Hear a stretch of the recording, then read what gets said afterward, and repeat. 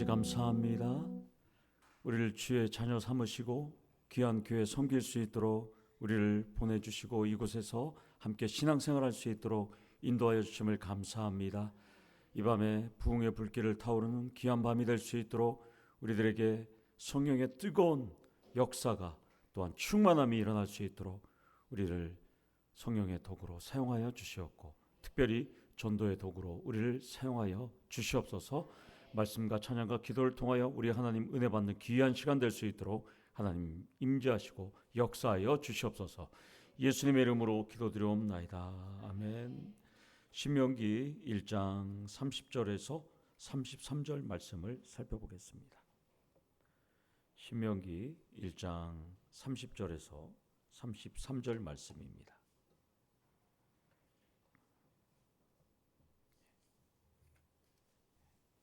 신명기 1장 30절에서 33절 말씀입니다. 교도가시고 33절은 함께 읽도록 하겠습니다. 너희보다 먼저 가시는 너희의 하나님 여호와께서 애굽에서 너희를 위하여 너희 목전에서 모든 일을 행하신 것 같이 이제도 너희를 위하여 싸우실 것이며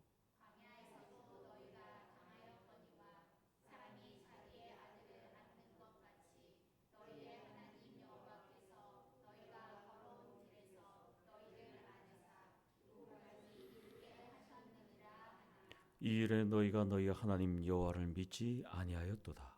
그는 너희보다 먼저 그 길을 가시며 장막 칠 곳을 찾으시고 밤에는 불로 낮에는 구름으로 너희가 갈 길을 지시하신 자이시니라. 아멘.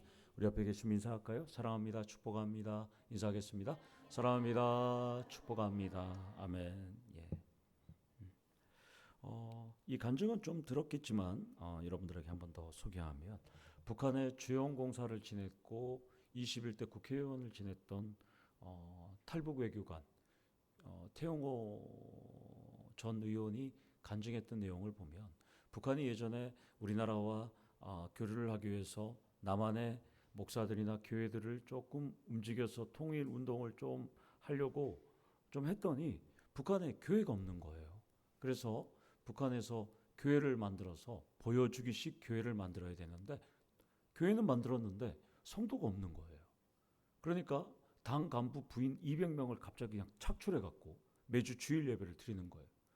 한번 예배를 드렸더니까 이 여성분들이 얼마나 힘든지 그 다음 주 예배 가야 되는데 머리가 아프다, 몸이 아프다, 아기가 아프다 뭘 해갖고 가진 핑계를 대고 안 오는 거예요. 그러니까 북한에서 출석부까지 만들어갖고 안 오면 당과 수령에 대해서 반역하는 행위라고 그러니까 어쩔 수 없이 이 당 간부 부인들이 예배를 드리러 오는 거예요. 그리고 2년이 지났습니다. 2년이 지났는데 놀라운 일이 벌어졌어요.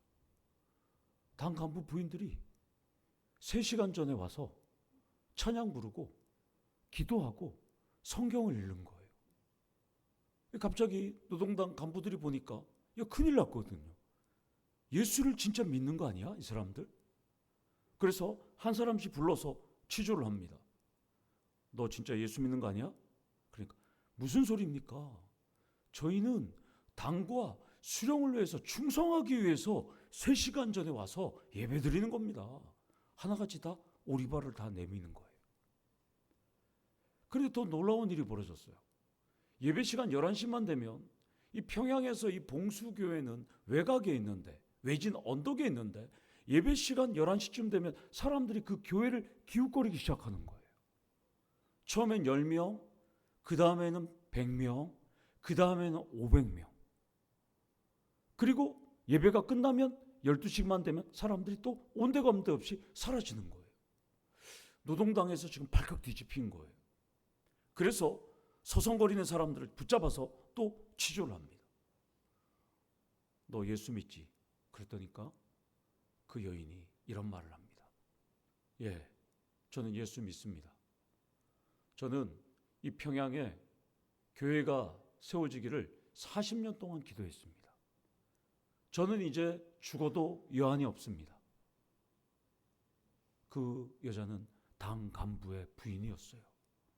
그 이야기를 들었던 태용호 전 국회의원은 그 이야기에 충격을 받았다는 거예요. 그리고 주영 공사로 갔다가 탈북해서 우리나라 와서 지금은 아주 기독교 신앙으로 열심히 지금 살고 있습니다. 오늘 설교 후 우리도 믿음으로 아멘하면서 기도하기를 원합니다.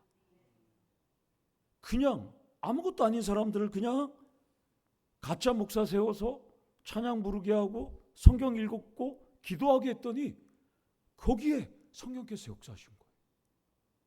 전혀 믿지 않는 사람들인데. 여러분들은 오늘 예수를 믿는 사람들이지 않습니까? 예수를 믿는 그리스도인이잖아요. 예수를 믿는 그리스도인이 여기 오면 그 믿지 않는 평양 봉수교회에서도 놀라운 일이 났듯이 오늘 우리 더처음교회도 놀라운 믿음의 기도가 역사하시는 힘이 크다는 것을 믿고 강력하게 기도하시는 우리 성도님들 되기를 원합니다. 본문은 민수기 13장과 14장을 배경으로 하는 내용이에요. 13장의 14장은 이거잖아요. 여러분들 민수기에도 우리가 살펴봤잖아요. 가데스 바네아에 도착했던 이스라엘 민족은 하나님의 명령에 따라서 각 지파에 한 명씩 12명을 정탐꾼으로 보내지 않습니까? 그 12명의 정탐꾼이 40일 동안 가나안 땅을 샅샅이 돌아본 다음에 와서 보고를 하는데 10명은 거기 갔더니가 땅이 참 좋아. 먹을 과실도 많고 포도와 석류와 너무 좋아. 이렇게 보고를 한 다음에 그런데 거기 갔더니까 가나안 족속들은 거인이고 그리고 성은 너무 견고해. 그러니까 우리가 가서 이길 수가 없어. 이렇게 보고를 했잖아요.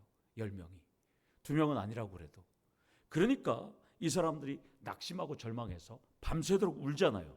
땅을 치면서. 우린 망했다. 그러면서 하는 말이 저 모세를 죽여갖고 우리 다시 지도자를 세워서 애굽으로 돌아가자.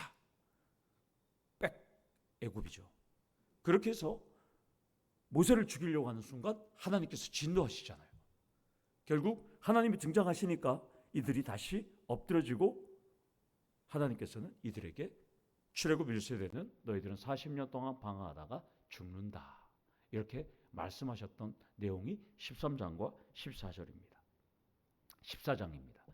그러나 여러분 한번 생각해 보세요. 이스라엘이 착각한 것이 있어요. 무엇이 착각했을까요? 가나안 정복 전쟁은 인간의 전쟁이 아닙니다. 하나님의 전쟁이었어요. 하나님의 전쟁이라는 것을 이스라엘 민족은 잊어버렸어요. 자신들의 전쟁인 줄 알았어요. 이 전쟁은 하나님이 계획하셨어요. 그리고 하나님이 시작하셨어요. 그리고 하나님이 진두지휘하시려고 하시니까 파견을 보냈던 것이고요. 그리고 하나님이 함께 하시기 때문에 이 전쟁은 승리가 보장된 전쟁이었습니다. 그러나 이들은 불신했습니다. 이스라엘은 하나님이 함께 하시는데도 믿음이 없었어요. 믿음의 기도를 그들은 드리지 않았습니다. 인간의 판단, 10명의 보고, 그리고 자신들의 생각. 그러다 보니까 흔들리는 불신앙 덩어리였습니다. 그렇다면 이스라엘 백성은 이렇다 치더라도 가나안 정복 전쟁만 하나님이 인도, 보호, 섭리 역사하실까요? 여러분의 영적 가나안, 이 광야의 치열한 전쟁도 하나님이 계획하시고 진두지휘하신다는 것입니다. 그렇기 때문에 오늘 우리는 기도하러 나왔다는 것입니다. 여기서 첫 번째 포인트로 영적 광야의 치열한 전쟁을 진두지휘하는 하나님께 믿음으로 나아가셔야 합니다. 믿음이 흔들리면 탈이 납니다. 여기서 중요한 것은 이 땅의 주인은 하나님입니다. 하나님이 통치하시는데 우리가 이스라엘 백성들처럼 흔들릴 이유가 없습니다. 이 밤에 믿음으로 당당하게 하나님 앞에 아뢰시기를 축원합니다. 제가 부임해서 이 시온자원의 옆에 그 소심한 개가 똥을 하도 싸갖고 제가 수백 번을 치웠는데요. 놀라운 일이 벌어졌어요. 이 설교를 쓸 때까지는 오래 들어와서 한 번도 안 치웠는데 설교를 딱 쓰니까 어저께 똥을 한 번 쌌어요. 거의 안 썼어요. 그래서 제가 어저께도 오늘도 만나서 얘기했어요. 여기는 좀 싸지 마라. 근데 얘가 어디 가서 싸는 줄 아세요? 올레이션 쪽 저쪽 가서 싸는 거예요. 거기 가면 똥이 엄청나게 많아요. 그 제가 감사한 거예요. 분명히 쟤한테 누가 해코지를 했겠죠. 여기서 싸니까. 저는 해코지는 안 했거든요. 제발 여기 싸지 말고 저기서 싸라 하면 걔 모른 척해요. 예. 물론 또 넣을 수도 있겠죠. 예. 묵묵히 인내하면서 똥만 치웠더니까 말 못하는 짐승도 교회 앞에서 자지 않더라고요. 오늘 이 밤에 믿음으로 묵묵히 하나님 앞에 기도를 드리기를 원합니다. 하나님도 들어주신다는 거예요. 그 과부와 그 못된 재판장 이야기 있잖아요. 예수님께서 말씀하신 거. 그 불의한 재판장도 과부가 계속 와서 탄원하니까 들어주시죠. 하나님은 하물며 들어주지 않을까요? 저도 옆에 개똥을 그냥 치워주는데 제가 주인한테도 이게 한마디도 안 했어요. 지금까지. 30절을 보면 모세는 두려워하고 무서워했던 이스라엘 백성에게 하나님은 너희보다 먼저 가시는 분이라고 지금 말씀합니다. 그러니까 너희보다 먼저 가시는 그분께 맡기기만 하면 된다고 지금 말씀합니다. 그러니까 하나님은 12명의 정탐꾼보다도 먼저 가신 분이에요. 이스라엘보다도 선두에 서서 싸우시는 분이에요. 그러니까 선두에 서서 하나님이 싸우는데 그 전쟁 결과 뻔하죠. 백전백승이 되는 것입니다. 아멘이십니까? 출애굽기 14장 14절을 보면 이렇게 말합니다. 하나님께서 홍해 앞에서 막 사람들이 애굽이 막 쳐들어오고 앞에는 홍해가 있으니까 사분오열될 그 수백만 명의 이스라엘 백성들이 우왕좌왕 막 난리가 날 때 이렇게 말합니다. 여호와께서 너희를 위하여 싸우시리니 너희는 가만히 있을지니라. 이스라엘의 출애굽 전쟁이든 가나안 정복 전쟁이든 여러분과 저의 영적 전쟁이든 모든 전쟁은 하나님의 거룩한 전쟁이라는 것입니다. 하나님께서 그러니까 도와주신다는 것입니다. 여기서 두 번째 포인트로 믿는다면 과거에 도와주신 하나님을 기억하셔야 합니다. 모세는 하나님이 너희를 도와주셨던 과거를 지금 기억하라고 말합니다. 여러분들도 한번 생각해 보세요. 여기서 수십 년 동안 신앙생활 대부분 하셨잖아요. 여러분들 과거도 보면 하나님께서 여러분들 과거를 여기 계신 분들 하나 이상 도와드렸을 거예요. 모세도 지금 죽기 일본 직전에 지금 유언하면서 너희들 한번 생각해봐. 하나님께서 우리를 도와주셨던 과거를 너희들도 한번 기억해봐. 그럽니다. 여러분들도 힘들 때 여러분들을 도와주셨던 하나님의 그 도와주심을 기억하셔야 하는 것입니다.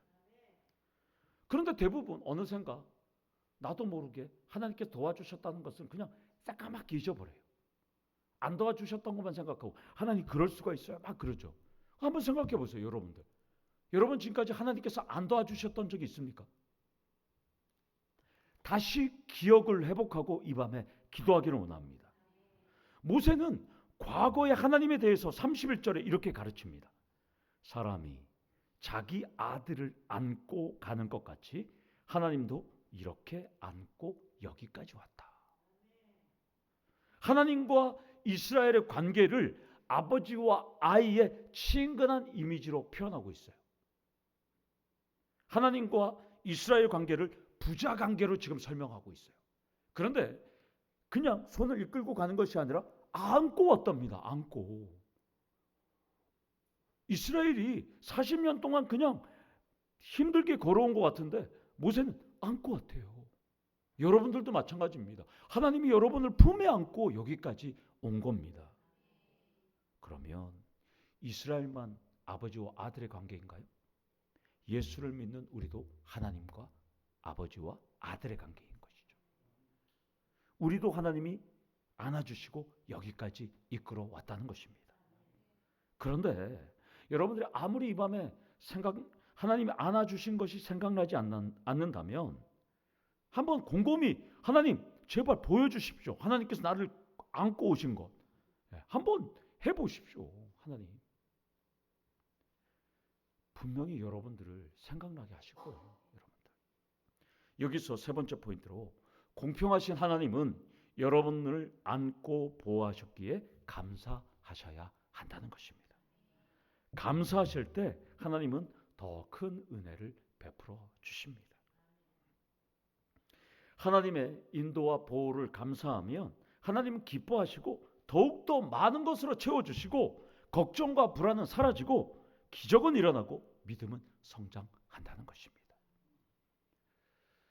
제가 경동로회를 옮기면서 경동로회 많은 목사님들이 없어서 저랑 같이 신대원 때 공부했던 전도사가 물론 팔이 다쳐갖고 1년 나중에 졸업을 했는데 큰숲교회 부목사예요.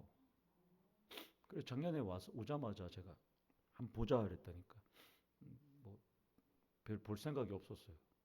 또 그래서 오늘 한번 만나자 그랬다니까 만났다니까 한 300명 된다고 그러더라고요. 그런데 제가 좀 행복했어요. 거긴 부채만 27억이 있대요. 매년 1억씩 갚는데요. 우리는 부채가 없는데 그랬어요. 이런저런 얘기를 하고 밥도 사주고 이렇게 왔는데 큰숲교회 이름이 원래 큰숲이 아니었더라고요. 맞죠? 성남교회였죠. 그래서 제가 이랬어요. 그 큰숲이 아닌데 왜 큰숲교회냐고. 그 빌딩숲 교회 아니냐고. 거기 그 구도심 아니냐고. 그러니까 목사님 그게 아니고요. 우리는요 포항에 큰숲이 되지 않은 의미에서 큰숲교회를 만들었대요. 이름을. 그래서 오늘 금요기도인데 바쁘겠네. 목사님 우린 금요기도를 안 들어요 이러더라고요. 그래 부흥 되겠어요? 그래갖고 그래서 제가 좋겠다 그랬어요.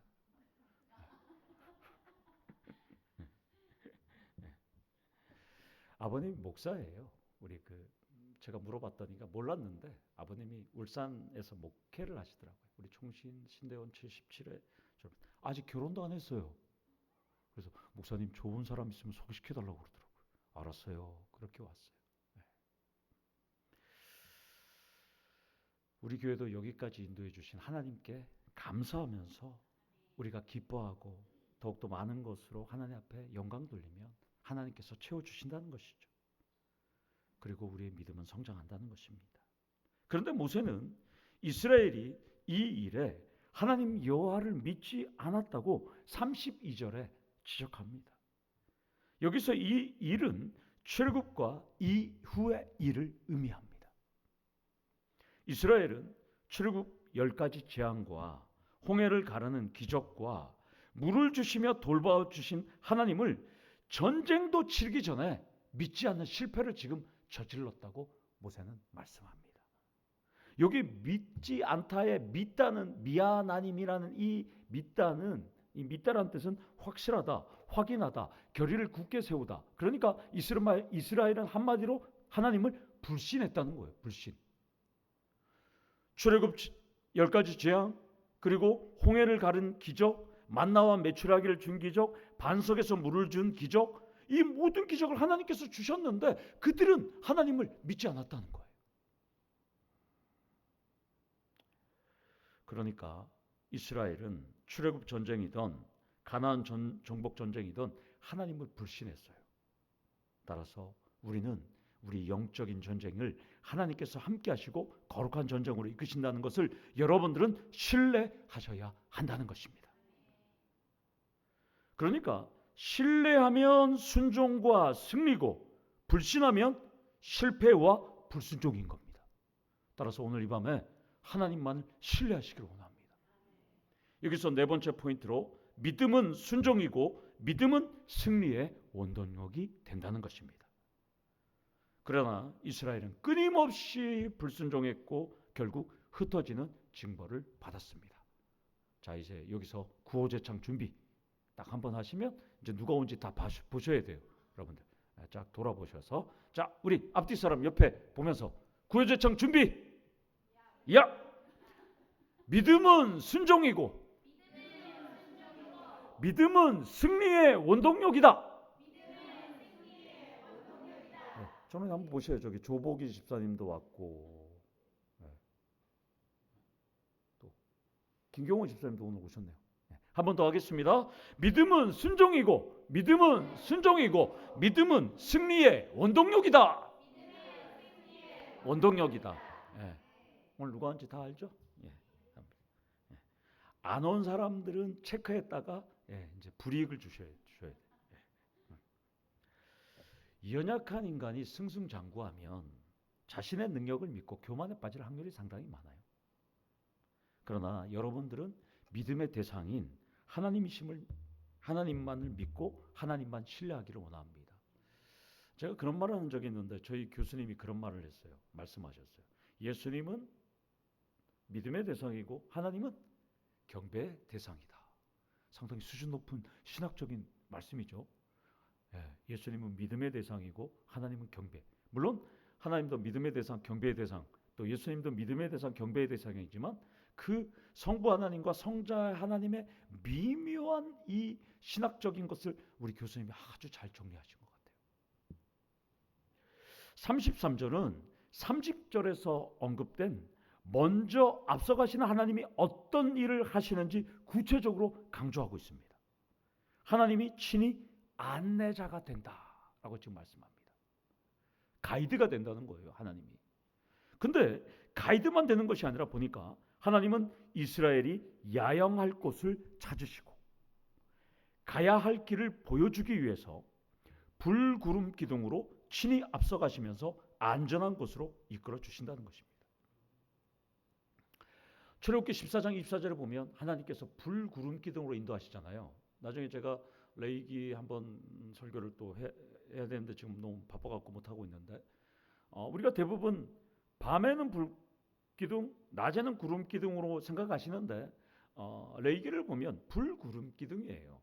낮에는 태양빛이 강렬하기 때문에 좀 그 하나님의 불이 좀 잘 안 보이는 부분이 있고 구름이 강조되는 부분이 있고 밤에는 해가 떨어졌기 때문에 불이 좀 하지만 내용을 봤을 때는 구름기둥이에요. 그래서 뭐 밤에는 불기둥이 와서 떠올라서 있고 낮에는 구름기둥이 있는 것이 아니라 불구름기둥이거든요. 그래서 이 불구름기둥 가운데서 이집트 군대를 보시고 또 출애굽기 14장 24절에 그렇게 나와요. 불구름기둥 가운데서 이집트 군대를 보셨다라고 합니다. 그러니까 하나님께서는 불구름기둥으로 먼저 가서 야영할 곳을 찾고 가야 할 길을 보여주시고 친히 앞서가시면서 안전하게 이끌어 주셨다고 지금 말씀합니다. 그런데도 이스라엘은 외면했습니다. 하나님이 자신들과 함께하는 것이 구름기둥으로 보는데 불구름기둥으로 보이는데 그들은 믿지 않았어요. 그렇다면 여러분들은 지금 하나님이 여러분과 함께 임재하심을 믿으십니까? 아멘. 예. 그 하나님께 믿음의 기도를 드리시기를 원합니다. 여기서 마지막 5번째 포인트로 함께 하시는 하나님께 믿음의 기도를 드리셔야 합니다. 세상의 기준, 세상의 잣대, 세상의 원칙이 아니라 오직 임마누엘의 하나님께 이 밤에 믿음의 기도를 드리시는 우리 성도님 되기를 원합니다. 제가 전도용품이 어떤 게 좋을까 하고 계속 기도하고 고민했어요. 아무리 전도용품 사이트에 가도 마음에 안 들어요. 뭐 물티슈, 뭐 그 흔한 것들, 뭐 부채, 그래서 제가 전도 북방 훈련생한테 물어봤어요. 어떤 게 좋습니까? 그러니까 목사님 칫솔도 좋고 치약도 좋다. 치약이요? 치약 얼마만 합니까? 3,000. 너무 비쌉니다. 칫솔은 얼마 정도 해요? 1,000원 정도 한다는 거예요. 그럼 칫솔을 하면 좋겠다. 칫솔은 안 쓰는 사람들이 없으니까. 그래서 인터넷에 이렇게 치과용 칫솔을 제가 이렇게 봤더니 좋은 건 다 한 개 1,200원씩 하는 거예요. 1,000개면 얼마예요?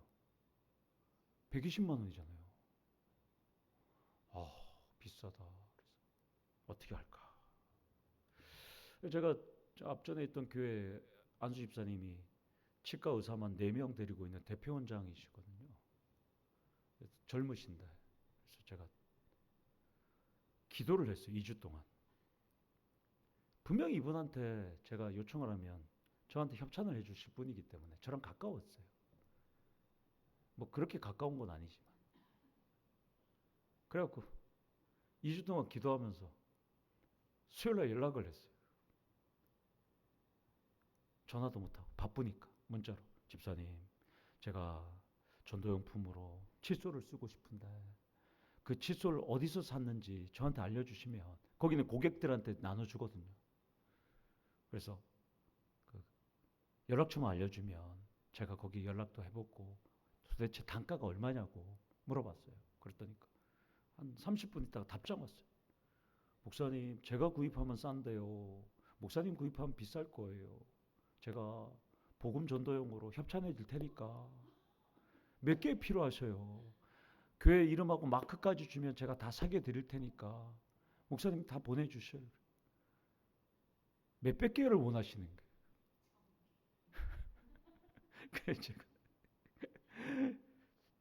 1000개가 필요합니다.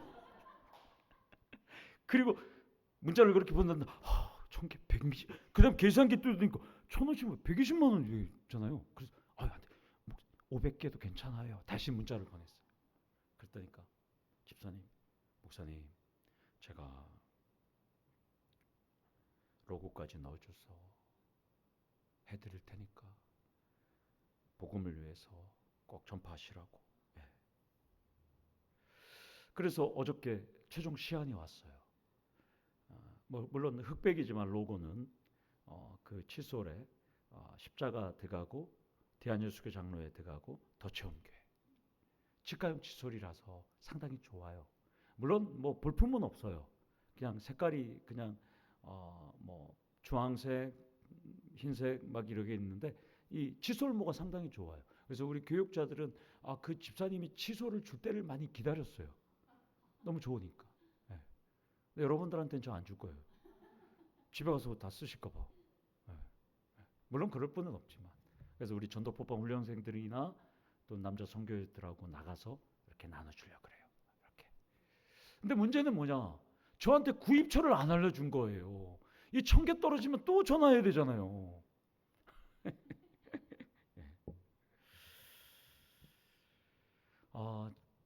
저도 이제 치과 치료를 받을 때 이분하고 어떻게 더 가까워졌냐면, 이분은 목회자들한테는 임플란트를 60만 원 하면 목회자들한테는 30만 원밖에 안 받아요. 교회 성도들은 웬만하면 무료로 받아요. 무료로 받는 게 아니죠. 돈을 안 받아요. 그럼 성도님들이 너무나 고마우니까 빵도 사주고 과일도 갖다 줘요. 저도 교육자니까 제가 가면 돈을 안 받는 거예요. 그럼 여러분 같으면 어떻게 하겠습니까? 돈 굳었다 하고 집에 가시겠죠. 저 그렇게 안 했어요. 저 아무리 힘들어도 갔다 오면 아이스크림 쿠폰 보내주는 거예요. 그분의 자녀가 딸 3명인데 다 제 제자예요. 우리 은이랑 애들하고 아이스크림 드셔요. 오늘은 조금 싼 거면 제가 오늘은 스타벅스 쿠폰을 보내줘요. 제가 그렇게 몇 년 동안 하니까 어느 날 갑자기 저한테 스타벅스 쿠폰을 보내주시는 거예요. 근데 교육자들한테 얘기를 할 수가 없잖아요. 제가 이 사람들은 다 공짜로 치료를 받는데. 그래서 제 아내가 그러더라고요. 야, 뭐 교육자하고 안수집사하고랑 서로 쿠폰을 주고받는 사이가 되었냐고. 그렇고 지금 이렇게 하는 거예요.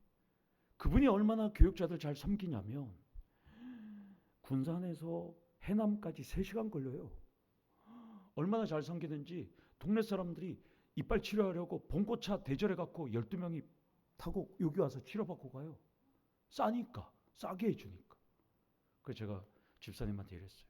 집사님, 우리 교회는 그렇게 크진 않지만 우리 집사님의 세종치과와 또한 집사님의 이 치과를 위해서 기도하겠다고.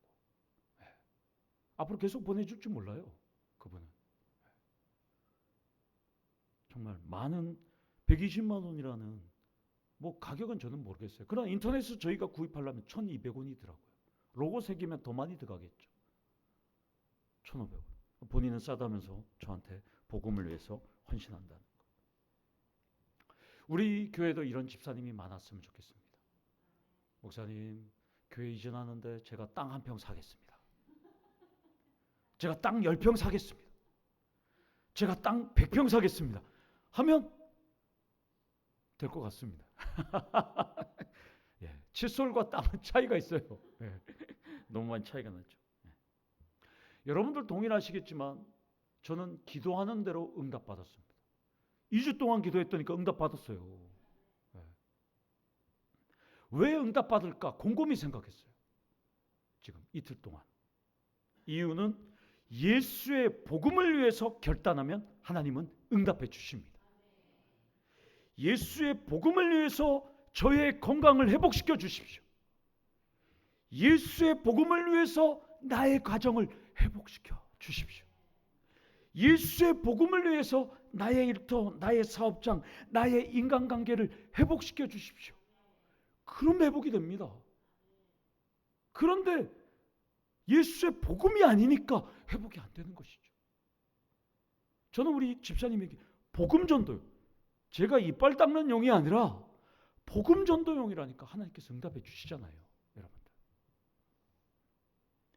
믿음의 기도는 복음이 반드시 전제되어야 합니다. 교회를 옮기고 이전하는 것도 담임 목사의 비전, 담임 목사의 목표, 담임 목사의 야욕 때문에 옮겨간다면 그거는 절대 옮길 수가 없어요. 복음을 위해서 옮기는 거죠. 예수 그리스도의 복음을 전하기 위해서. 그래야 우리가 움직일 수 있는 것입니다. 믿음의 기도는 이 밤에 예수의 복음이 전제되셔야 한다는 것입니다. 사랑하는 성도 여러분, 예수의 복음 전파와 교회를 세우기 위해서 내 건강을, 내 믿음을, 내 교회를 회복시켜 달라고 믿음의 기도를 이 밤에 드리기를 원합니다. 기도했더니 하나님께서 비를 뿌려주셨잖아요. 정말 조금만 온다고 어저께 일기예보를 제가 계속 봤어요. 봤더니까 조금만 온다는 거예요. 그래서 불 끄는 데는 아무 도움이 안 된다 그러는데 도움이 됐잖아요. 지금 비가 와서 다 꺼졌잖아요. 우리 하나님은 일기예보, 이 기상청에 그 컴퓨터를 초월합니다. 슈퍼컴퓨터를. 사랑하는 성도 여러분, 이 밤에 기도하셔서 대한민국을 살리고 우리 교회를 살리고 포항도 살리고 여러분들의 가정도 살리시는 놀라운 역사가 일어나기를 예수님의 이름으로 축원합니다. 아멘. 우리 다 같이 기도하시겠습니다. 하나님 아버지 감사합니다. 우리는 부족합니다. 그러나 예수의 복음으로 이 모든 것을 감당하기를 원합니다. 예수의 복음을 전하기 위하여 나의 몸을 치료해 주시고 예수의 몸을 위하여 나의 가정을 회복시켜 주시고 예수의 복음을 위하여 우리의 일터, 직장, 우리의 교회를 우리 하나님 회복시켜 주시옵소서. 예수님의 이름으로 기도드리옵나이다.